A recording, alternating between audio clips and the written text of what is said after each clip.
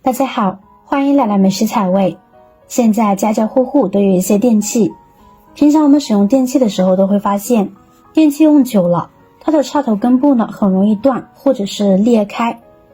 如果像这样从插头的根部直接断掉了，有很多人呢就会把插头呢直接扔掉。其实我们没有必要呢把它扔掉，如果扔掉简直是太可惜了。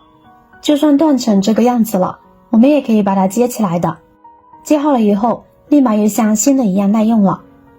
在使用的过程中呢也是非常安全的。首先大家看一下，如果我们按照常规的方法接线的话，直接接肯定是接不了了，因为它从根部断掉了，没有办法包线的这个皮，所以呢没法接。我们在遇到这种情况的时候呢，其实可以给它做一个外科手术，然后呢就可以把它接好了。方法呢也非常的简单，看一次就保证您能学会。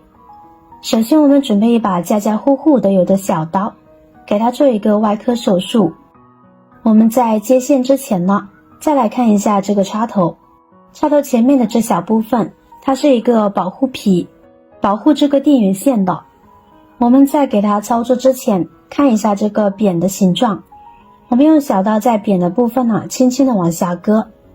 我们不要一次割到底，把这个保护套的外壳划开呢就可以了。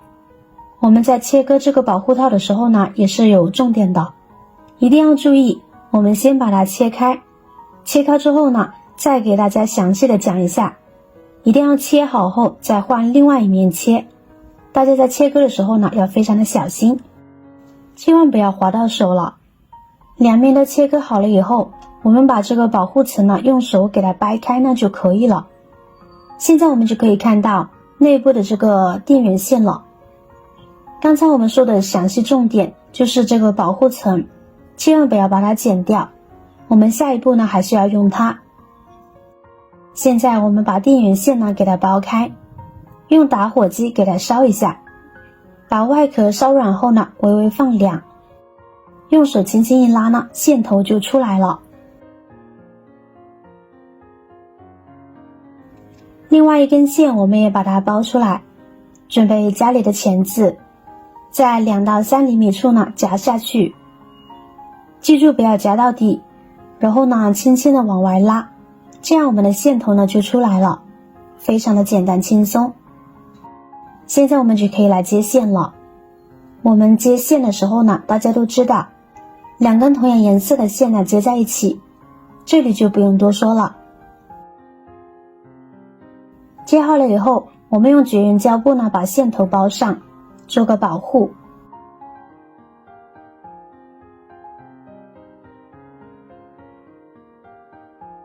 这样呢就可以了。接下来我们再接另外一根，接好了以后，也是同样的用绝缘胶布呢包上2根线的胶带，大家都一定要包仔细，不要让它有碰电的嫌疑。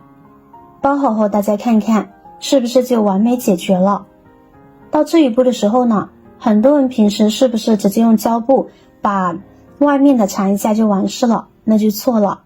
这个胶带呢只是起到隔离的作用，却不能受力。我们在使用的过程中，如果向外拉呢，这里还是会断。如果有扭到这里面的2根线，还容易纠缠在一起，还是会发生折断或者是短路。所以这个位置呢，我们要把它固定起来。方法呢很简单，我们取一根塑料扎带呢，一根绑在电线的这里，把它拉紧，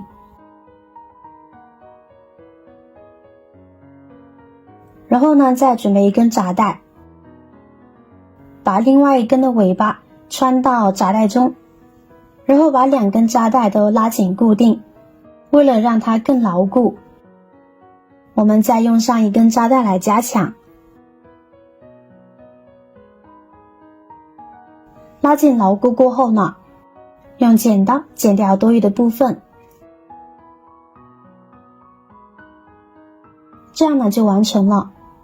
这个扎带起到一个固定和受力的作用，不管是向外拉还是左右扭曲扎带，都可以保护到里面的电线。最后我们用胶带把外面包上，包好后，插头就可以正常的使用了，安全性呢也更高了。这样不仅牢固，而且还美观，解决了很多家庭困扰的烦恼。电线根部折断这样修复之后呢，再也不用担心它会断开了。家里电线插头根部断了，不知道怎么修复，赶紧学会这一招，一个简单的方法，轻松就能修复，解决了很多家庭困扰的烦恼。修复电线头部根部折断的方法，您学会了吗？看完以后抓紧告知身边的人，要是觉得实用，记得转发分享给身边的朋友。如果我的视频对你有帮助的话，就动动你发财的小手，给我点个赞，加个关注吧。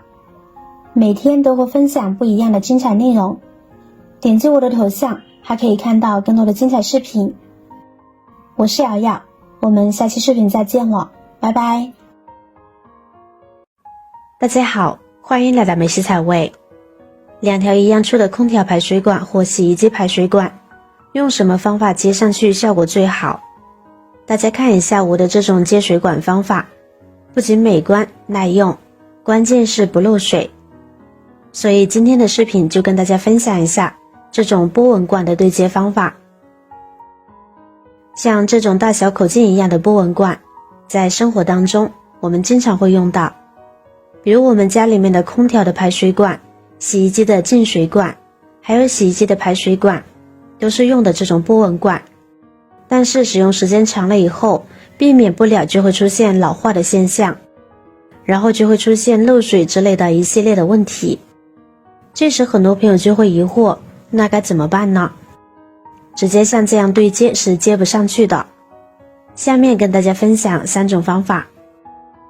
首先跟大家分享第一种方法，我们把剪刀拿出来，在水管接头的这里剪上一个豁口，然后我们把剪掉的这里稍微捏拢一下，捏拢一点，这样呢它就会稍微小一点，然后我们就可以直接插进另外一根管子上了，稍微拧一拧，转几个圈，它就不会掉了。这之后我们再用胶带把它缠起来，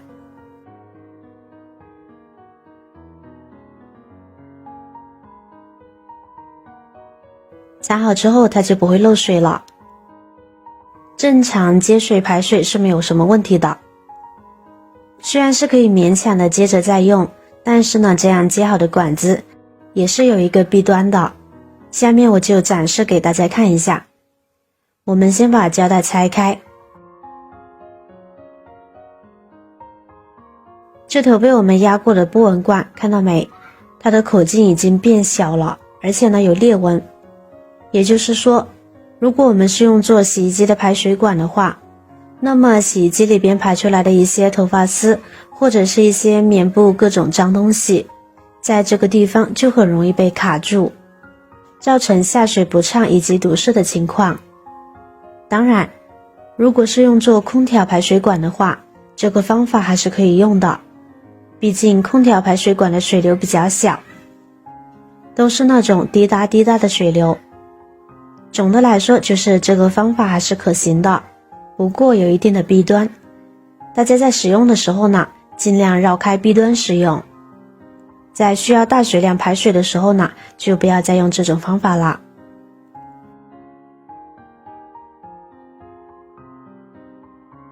接下来再跟大家分享第2种方法。这种方法呢，一般接水管的老师傅都有在用。我们在刚才剪开的这个豁口处的基础上，再剪上一刀，把它扩宽一点，剪成一个小小的三角形。这样我们就可以把另外一个完整的水管直接插进这个接口处，再稍稍给它拧紧一些，这样呢它的口径大小基本上就没有受到什么影响了。这之后我们再用胶带把它缠紧实一些，就一点问题都没有了。因为这种波纹管不容易插得比较深，所以呢接口处呢会有一点点缝隙，我们在缠胶带的时候就多缠绕几圈，把它缠绕得紧实一些，使用起来也是没有什么问题的。或者是用五金店可以买到的 PVC 胶水，那种胶水也不贵，也就几块钱一瓶。那种胶水粘接强度高，耐热性能好，耐寒热，耐介质性强等优点，而且它属于油性胶，防水效果也很棒。最终也是用胶带缠好，使用起来就没有什么问题了。接好的水管还是比较牢固的，我们就算两手反方向拉扯也扯不开，所以这个方法也是行得通的。制作视频不易，您的每一个留言和每一个点赞、关注都是我前进的动力。如果觉得我的视频对您有帮助的话，请您给我点个赞吧，感谢您的支持。接下来再跟大家分享一个最好最实用的方法，这可是一位老水电工用了几十年的方法。接好以后基本看不出来缺口，而且滴水不漏。刚才剪开的口子，我们先给它剪掉不要，从凹陷下去的部分剪开，注意一定要裁齐，如果不整齐的话，我们再这样用剪子给它修剪一下，这样会比较好操作，而且接出来也会比较好看。然后我们还是用剪刀再剪开一个小豁口，注意这个豁口不要太大，就小小的一层就可以。注意两根接管的口径要剪裁的整齐一些。现在让我们把另外一个完整的接口卡在刚刚剪好的这个缺口这里，斜着一点点塞进去，然后慢慢旋转，就这样一直转一直转，直到把它全部塞进去。像这样子就可以了。外观是不是看起来很接近完整了？特别平整。现在卡的还是挺稳的，直接拉也不会掉，而且基本上没有缝隙。在后面给水的时候，也不用担心水会从缝隙里边流出来。最后我们再用胶带给它进一步的固定起来就可以了。这里分享的几个方法，我使用的都是这种平时家里常用的绝缘胶带。这种胶带相比生料带，这种绝缘胶带，第一，它的材质比较软，相对来说呢会更容易操作，而且更牢固。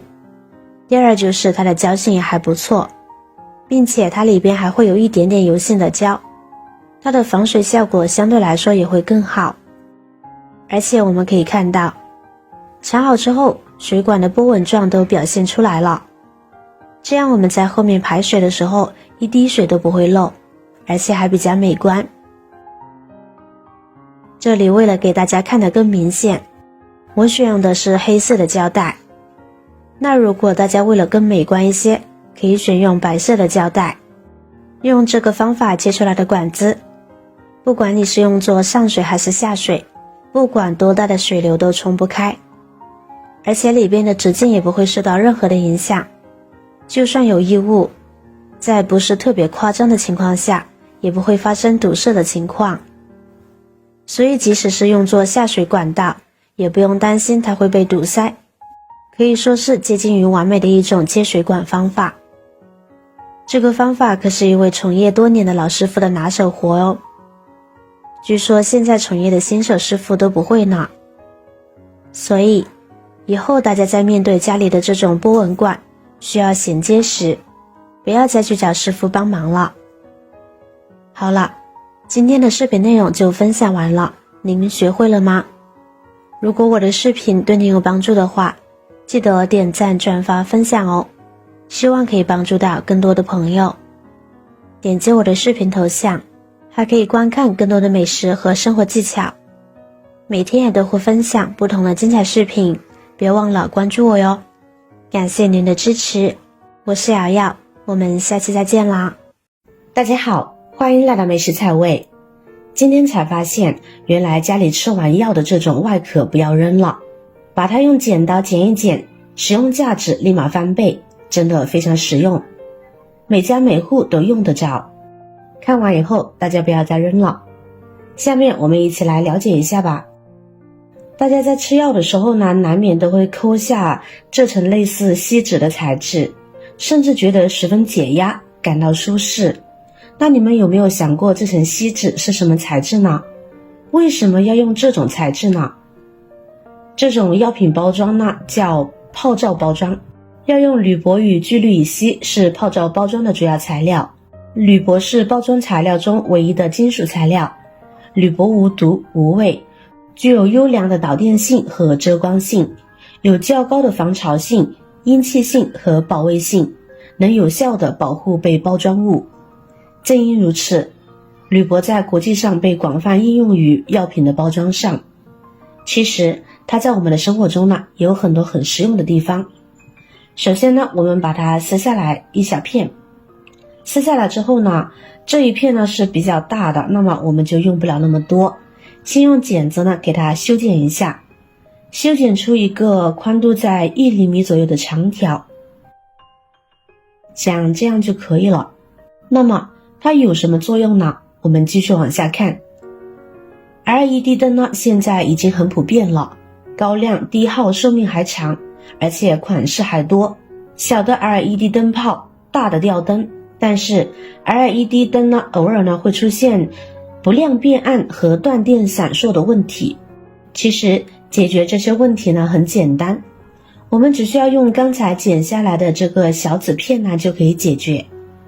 这个就是我家换下来的 LED 灯，我们通上电源看一下。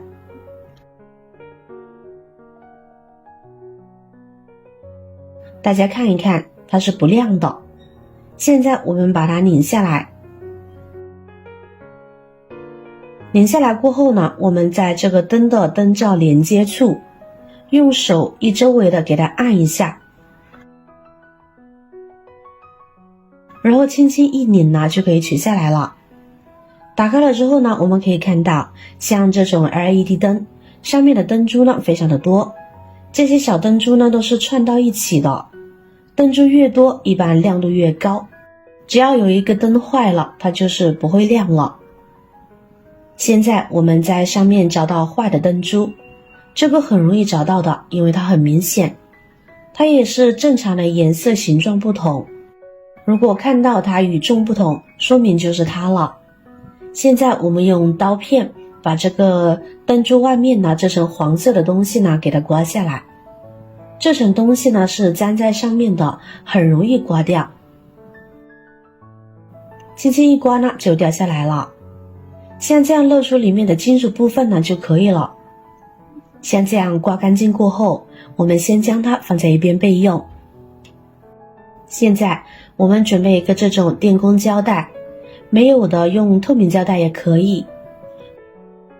我们用剪刀呢把它剪下来一小条，要比刚才剪的铝箔纸条呢大一点。剪下来之后呢，我们把刚才从药壳上剪下来的铝箔纸给它粘在胶带上，粘在胶带的中间，给它按紧实一点，像这样就可以。接着我们把这个胶带呢粘在刚才我们处理的灯珠这里，但是大家要注意，粘的时候这个铝箔纸一定要对准灯的金属部位，对准之后呢，我们粘上去，我们用手多按压一下，按得紧实一些。亲爱的朋友们，视频都看到这里了，如果觉得我的内容对您有帮助的话，请您动动您发财的小手，给我点个赞，加个关注吧。您的鼓励就是我最大的动力，谢谢您的支持。粘好之后，现在我们把它拧在灯口上测试一下。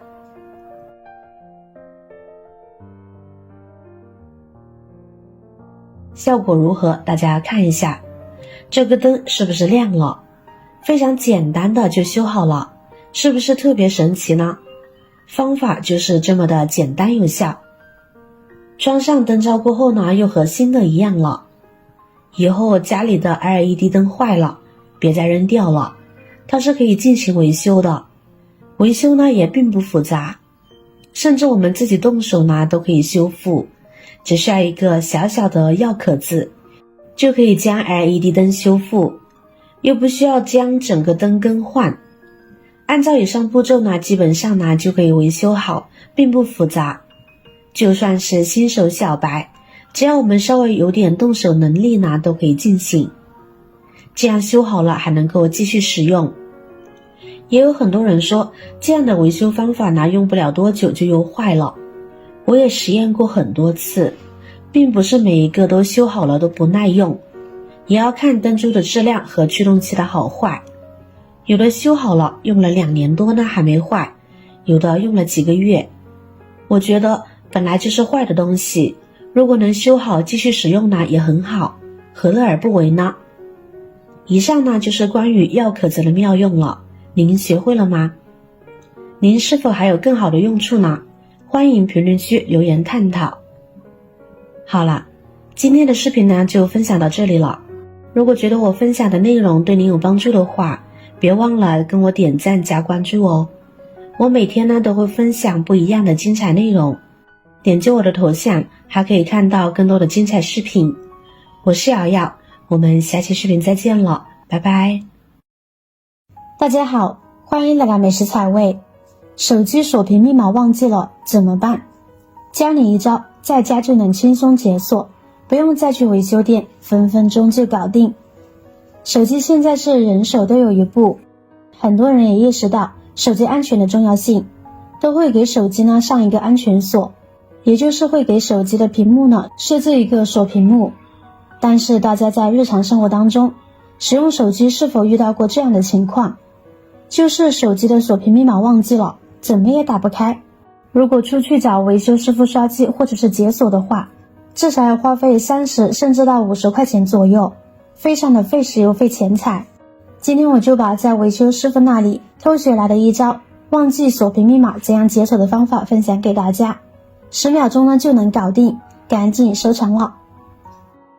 接下来我们一起来看一下吧。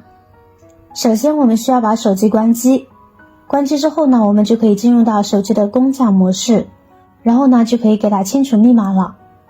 现在我们来手机侧边看一下，一般手机侧面都是最上面呢是音量加键，中间呢是音量减键，最下端呢是开机键。操作的时候，我们只要一只手按住电源键，一只手按住音量加键，这2个键我们要同时按下去，大概5秒钟左右。现在我们就可以看到已经进入工厂模式了。进入工厂模式后，我们2只手同时松开。如果这个方式不能进入的情况下，就换另一种方式，一只手按住电源键，一只手按住音量减键，无非就是这2种方式，都是通用的。现在我们来看一下，里面呢有2个选项，第一个选项呢开机，下面第2个选项呢就是进入工厂模式。我们来看一下，最下面呢有操作提示，按音量键加减进行选择，按电源键确定，2分钟内未操作将自动重启手机。有些手机呢是直接可以用屏幕来操作的，而有些手机只能用侧键来操作。现在我们用按键调到工厂模式，我这个手机呢只能用按键来操作的。调到工厂模式这个选项，然后按一下电源键确认，它就马上进入到工厂模式了。进入工厂模式之后，我们可以来一键清除密码了。我们稍等一会儿，这里它进入的比较慢，大概要30秒左右。好了，现在已经进入了。我们可以看到呢，里面有好几个选项。第一次安装系统软件，就是假如这个手机系统坏了之后，我们也可以用这个来升级系统。接下来下面是效应系统，边上呢是清除数据，下面底部呢有关机重启。在这里我们要选择清除数据，点击进入后，我们可以看到里面有2个选项，第一个是清除缓存，第2个是清除所有数据。在这里我们要选择最后一项，清除所有数据。接下来下面有个提示，将清除手机内所有数据，包括联系人、相册、短信等重要数据。清除后数据不可恢复，请谨慎操作。我们点击确认，它会出现清除数据中，请勿操作手机。下面有进度条，给它走完了就可以了。这里已经显示清除成功了。现在我们点击返回，我们再把这个缓存呢也清除一下，它这里有个提示，我们直接点击确认了就可以了。清除之后手机就会运行更快。好了，清除成功，点返回。返回之后到这里，在最下端呢，这里有一个重启，我们点一下重启，让它重新进入系统。在这里手机开机呢可能会慢一点，大概需要2到3分钟左右，因为这是第一次开机，以后就会正常了，大家不用担心。各位亲爱的朋友们，视频都看到这里了，如果我的视频对你有帮助的话，就动动你发财的小手，给我点个赞，加个关注吧。开机以后呢，手机就会进入到激活界面了，然后把设置向导，操作完成了就可以了。操作就是和新买的手机是一样的，我们该设置的设置，该跳过的跳过。好了，到最后一步了，我们点击一下呢就可以进入系统了。大家看一下，密码已经没有了，直接呢就到主页面了，是不是特神奇呢？现在呢就可以正常使用了，是不是特别的实用呢？其实我们大部分手机操作呢都是差不多的，大家只要记住，同时按着电源键加音量键，或者是电源键加音量减键，10秒左右呢就会进入工厂模式界面。个别曲屏幕手机呢会出现只有电源键，没有音量加减键，一般这种情况呢就是长按电源键，手机震动以后连续敲击6下电源键，就会进入到工程模式了。但是有一点要注意，就是手机恢复完以后呢，资料呢就会全部丢失，无法找回，想要资料的看官就慎重了。其实有很多种办法呢可以避免这种情况发生，其实手机不开机也不怕资料丢失。现在很多手机呢都有云备份功能，联系人和图片呢都可以随时备份，手机丢了有定位，可以远程锁定。学会以上的方法，下次熊孩子不小心手机也不怕啦，再也不用花钱找维修了。大家赶快收藏起来，以防不时之需啦。好了，今天的视频呢就分享到这里了。如果我的视频对你有帮助的话，别忘了动动你发财的小手，给我点个赞，加个关注哦。点击我的头像还可以观看更多的精彩内容，每天呢都会分享不一样的精彩视频。我是瑶瑶，我们下期视频再见了，拜拜。大家好，欢迎来到美食菜味。活了20多年才知道，我们要在创可贴的中间剪一刀才正确，难怪以前老是掉。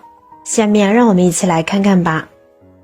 创可贴，家家户户都会备上一些，平时不小心被划伤了，流出了少量的血，在伤口不严重的情况下，我们都会用创可贴来止血，这样就可以保护好伤口，不被细菌感染。过个没几天时间，伤口处就会自动愈合起来。在我们使用创可贴的时候，估计很多朋友都用错了方法，是不是一整块的就贴上去了呢？这样做，手指伤口处包扎的也不怎么严实，而且我们的双手每天都会接触到水，这样上面的创可贴就会比较容易脱落出来。这样反反复复的脱了又带，带了又脱，创可贴一旦反复粘贴的话，伤口处反而更容易感染，很容易造成细菌交叉感染，所以这样子也是不太好的。还有就是关节处受伤就更懊恼了，一整块的贴上去，手指关节就很笨拙，干活工作的时候就很不方便，动作太大还会牵扯到伤口，这样就更疼了。其实用创可贴时也是有小技巧的。首先技巧1，这个主要是针对手指指腹这些位置。我们可以先把创可贴的包装袋撕下来，再把创可贴取出来。其实我们在使用创可贴的时候，要用剪刀把创可贴的两边各剪一刀就可以。不过剪的时候不要剪到中间海绵的位置，一般创可贴都会有一些消炎杀菌止血的功效，而一些药物都会在海绵里面，所以我们不要破坏到中间的海绵。这样剪过的创可贴在我们使用的时候就会粘得更加的牢固。如果是手指头被划伤了，那么我们把划伤处贴在有海绵的地方，然后把创可贴的两边交叉的粘贴在手指上，这样交叉粘贴，创可贴就会粘得更加的牢固。即使我们经常接触到水，下面的创可贴也不会脱落。所以平时我们用创可贴的时候，就最好把两边各剪一刀，再用来包扎。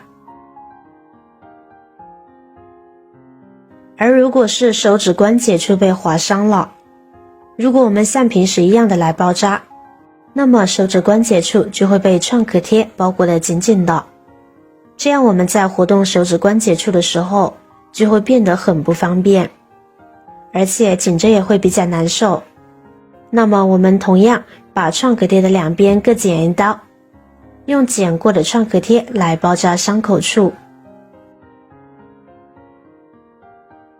重点来咯，交叉的粘贴在一起，不过呢要反方向向外粘贴，这样不但粘得更牢固，而且交叉粘了以后，创可贴的中间就会留有缝隙，这样我们的手指关节活动的时候就会比较方便。即使现在手指包了创可贴，我们的手指还是可以正常的用来做事。所以平时我们在使用创可贴的时候，要把创可贴的两边剪一刀再使用，这样就会方便很多哦。这样我们在包扎伤口的时候也会粘得更加的牢固，不易脱落。以后用到创可贴的时候，记得在两边的中间剪一刀之后再使用，这才是创可贴的正确使用方法哦。其实创可贴除了最常见的用来处理伤口之外，还是有其他挺多的妙用的，而且呢也都特别的实用。就比如说眼镜防滑，在我们的生活中，近视的朋友平时都需要佩戴眼镜，刚配的眼镜一般挺紧的，戴着舒服不容易掉，但是戴久了之后就会变形，松松垮垮的，一不小心就滑下来。所以经常会看到戴眼镜的朋友经常时不时的要推一下眼镜，特别是到了现在夏天，脸上出一点汗，眼睛就开始往下滑。很多小伙伴都不知道应该怎么解决这个问题，其实用创可贴就可以。我们将创可贴取出来，从中间用剪子对半剪开，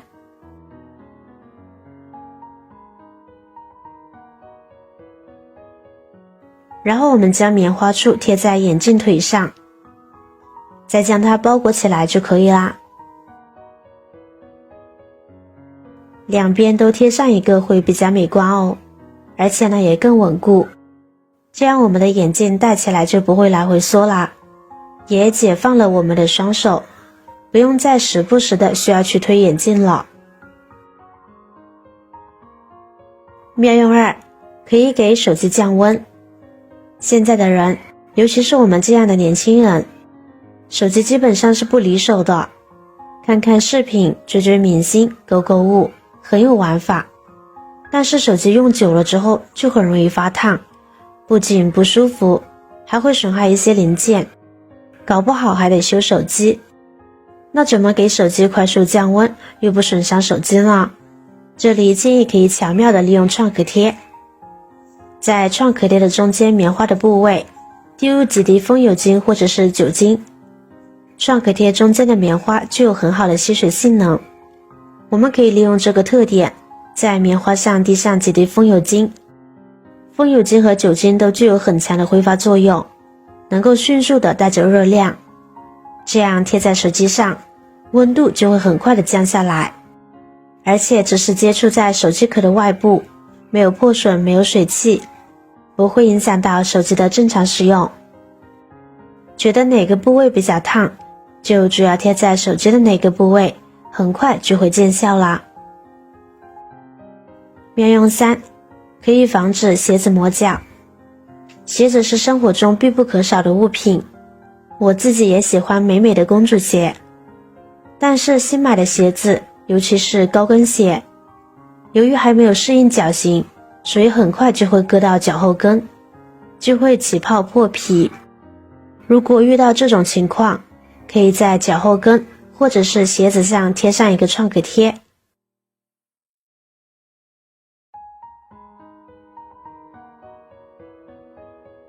这样就能隔开鞋子和脚后跟的直接接触，减少了摩擦，就不会再受伤了哦。方法简单方便还省钱哦。创可贴是个很小的物品，不起眼也不值钱，但是却有很多神奇的用法，可以解决生活中的小问题，小身材大用途。好了，今天的视频内容就分享完了，您学会了吗？如果我的视频对你有帮助的话，记得点赞、转发、分享哦，希望可以帮助到更多的朋友。点击我的视频头像，还可以观看更多的美食和生活技巧。每天也都会分享不同的精彩视频，别忘了关注我哟。感谢您的支持，我是瑶瑶，我们下期再见啦。